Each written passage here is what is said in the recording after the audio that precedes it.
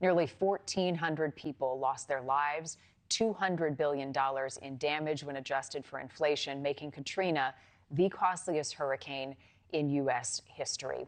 With us now, Michael Hecht, the president and CEO of the Greater New Orleans Incorporated, a nonprofit that supports a 10-parish region in southeastern Louisiana. Good morning, and thank you so much for being with us as we mark this day.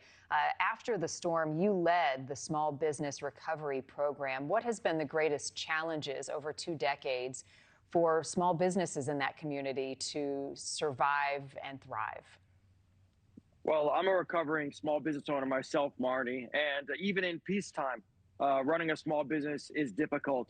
But what we've discovered after disasters, and I also did work after 9/11 in New York City, is that the first thing that businesses need is cash flow.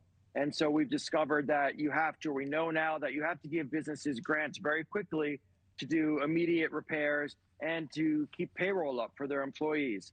After that, you can go to some type of zero or low interest loan program along with technical assistance to help businesses readjust and pivot and thrive going forward. And through all of this, Marni, businesses just need somebody to talk to. They just need therapy.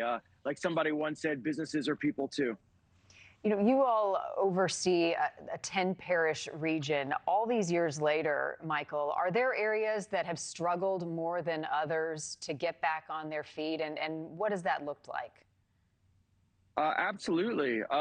There are some areas that have come back inarguably better than ever. And those areas could be like Broadmoor, for example, which was totally flooded but came back as a thriving neighborhood.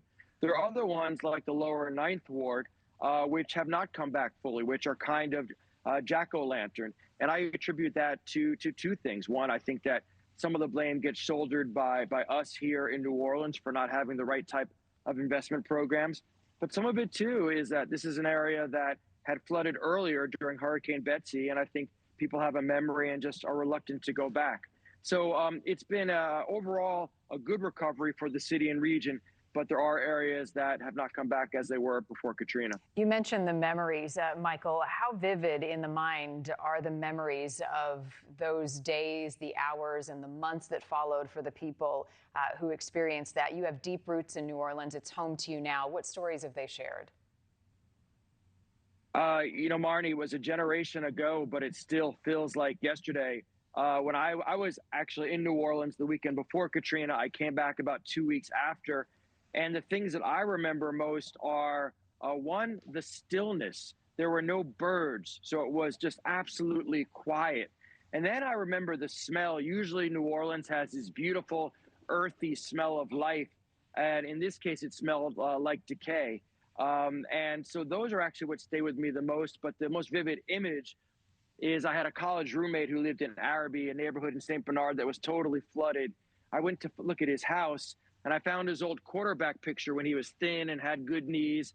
But it was plastered to the roof or the ceiling of his living room because the waters had risen 10 feet. Wow, chilling. Never again. That's the thing we hear after these storms, making the necessary changes. What's the status on the seawalls, and how has it changed posturing and preparation during hurricane season all these years later? It's a great question. I go back to a quote that General Honore, the Category 5 general, really a hero of Katrina, once told me, which he said, Michael, we have to get to the left side of the disaster curve. We have to do things so that natural hazards like hurricanes don't become man-made disasters like Katrina. So the $14 billion, what I call the Great Wall of the South Shore that goes around outside of New Orleans and on Lake Pontchartrain means that if we had another Katrina, we would be bone dry inside except for rainfall because the surge would now not get in. In fact, we had Hurricane Ida, which was a major storm about 3 years ago.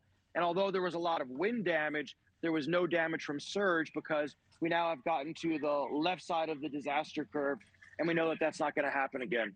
Wow, that's incredible news. General Honore, a regular guest here on the program, and boy, was he an incredible leader in that time of tragedy. Thank you for the work that you're doing, Michael, you and your team, helping entice companies to invest and revitalize and call New Orleans home. Our best to you on this somber day. Thank you, Marty. I appreciate the time. Of course. Thank you for watching. Subscribe below and download our NewsNation app right now on your phone, and you will get fact-based, unbiased news for all Americans.